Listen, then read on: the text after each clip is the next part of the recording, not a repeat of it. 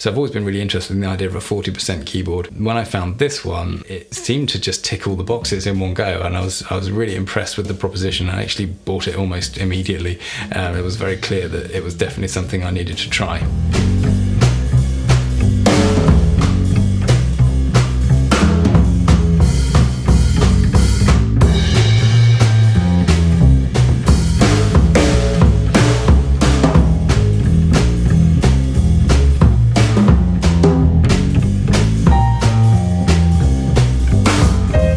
So one thing that is really cool about this board is the lighting. So I've got this as kind of my normal setup here, but it does all these amazing lighting options if you wanted to go down that route. And at the end of the video, I'm going to include a little sample of each one, so that'll be a bit of fun. So when you first land on the website for this product, it goes through all the kind of main features, and it immediately puts you at ease about the idea of shifting to a keyboard like this, because it's kind of daunting jumping to a 40% keyboard after living with something that's just more regular. You know, not only are you changing to the size, you're changing from staggered to ortholinear as well. Of course, it is an expensive board, so you need to know that it's a long-term decision, and one of the things that makes you happy with it being a long-term decision is knowing that it's open source. So if the company that makes these now disappears, you can actually get it either rebuilt by someone else because the firmware is all available, but also the software, if that goes offline, you could host it yourself or someone else could. It's all available. You know, there's nothing to stop this being in use forever, even if the company disappears.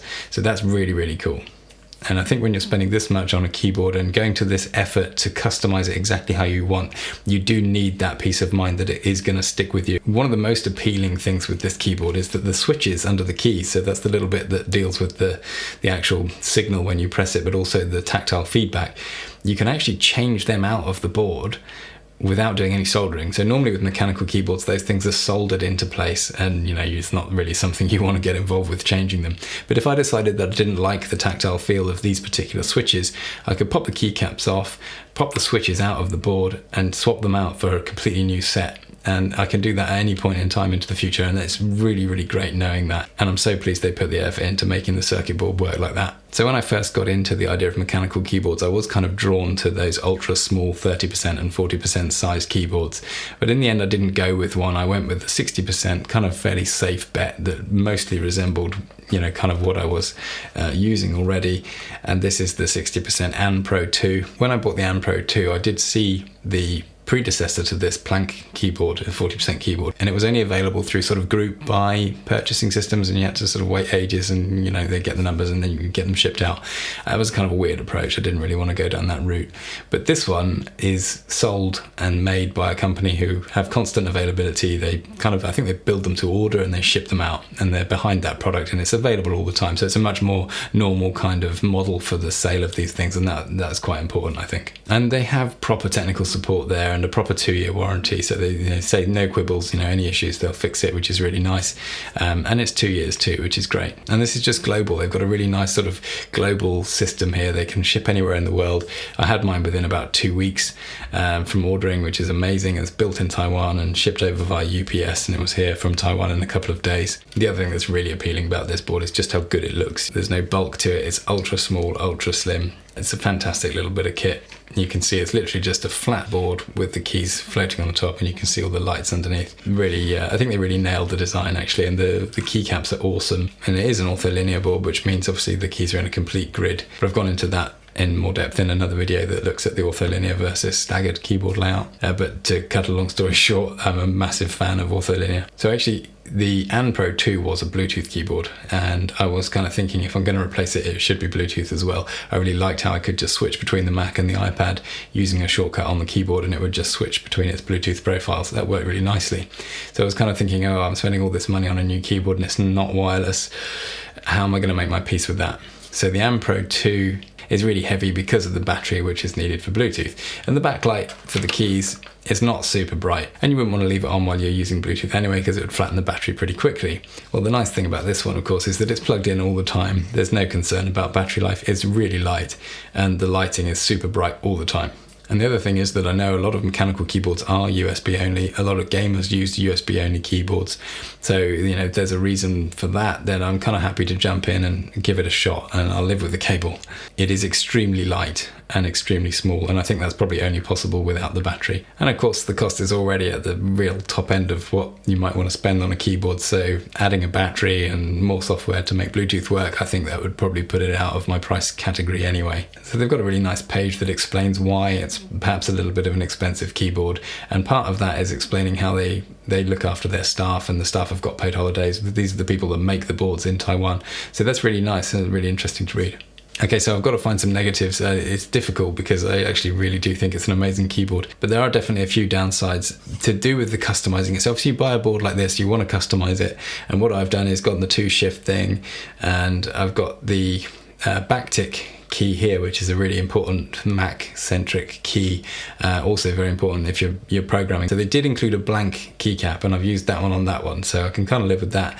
But the shift key over here, I've had to use the up arrow key, which I don't need because I'm not using it, but that's a little bit annoying because obviously the shift keys don't match. So ultimately I'm probably going to try and swap those 2 keys for just 2 normal keys, which I can do, but then they won't match. Yeah, so that's annoying. I actually had a nice dialogue with the guy whose company it is, and suggested that a future version of the product might include a sort of set selection of useful spare keycaps for people who want to swap things in and out. A couple of extra keys, 2 shift keys and so on. So hopefully that'll happen one day, and I'll definitely be buying the spare keycaps when they do. I actually emailed them wanting just to buy another shift key, and he said they can't do that because the keycap sets they get made actually come in a complete set. They don't just make the keys, so I'd have to buy the whole set for that extra shift key, which is almost worth doing. So yeah, it'd be definitely nice to see some extra spare keys in the box, and that you could switch in and out if you want to customize that layout, because obviously customizing these things is really part of the deal here. So I'm going to jump in now, and we're going to look at the software, and I'm going to take you through that. So here we are looking at the software, and you can see just how it all corresponds to the different layers that you can use on this system. So you can see the base layer here. So this is my standard layout. So you can see how I've got the tab button at the top left, backspace at the top right, return at the bottom right, and escape at the bottom left. So these 2 I use with the palms of my hands, and that's really cool. Here's the basic Mac modifiers, and then the lower and raised keys in the normal place next to the spacebar. And this is the little bit of magic that I've got going with the arrow keys. So we've got left and right as normal arrow keys. That's obviously quite handy. You can just whack those with your thumb. You quite often just want to refine a cursor position on the line of text you're in. But when you do need the up and down arrow keys, you can actually switch to this layer, which I've just got the full set of arrow keys set here for H, J, K, and L.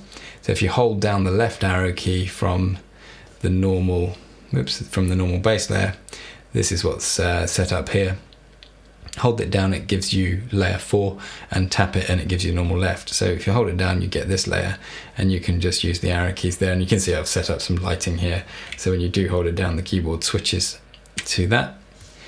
And then the raise layer, which is your numbers. So you get to that by holding down the raise button here with your thumb, and then the numbers are just on the top row there. So again, only 1 key away from your home row. And the lower is kind of like a shifted version of that. So you don't have to do layer and shift. You can just do lower and then straight to the key. So there's actually no penalty even against a normal keyboard. It's just 1 modifier and 1 key to get all of these things. And of course it's completely customizable. So you can just tap a key here and you can enter different things, choose what it should fire. And you can even configure buttons to do things like change the colors. And by default, those are all in the adjust layer here. So you can set the indicator brightness, the backlight color, and then reset the keyboard as well. And you can cycle through all the different keyboard backlights as well. So once you're done, you just hit compile and then download. And then you get a little file that you can open in Wally, which is the other part of the suite of software you get with this keyboard. And you can choose that, choose the file you downloaded, and then you reset the keyboard, which you can do either by pushing the tiny thing on the back, or you can use one of the reset options if you've got that mapped to one of the keys, and that loads your new firmware, and it behaves exactly as you configured it using the software. So really nice, not geeky, no programming, anyone can do this. It's super fun. So it takes the idea of mechanical keyboards, which kind of can be a bit intimidating, and really packages it up in a very accessible format and gives you all of that benefit with none of the kind of headache that you'd normally associate with it.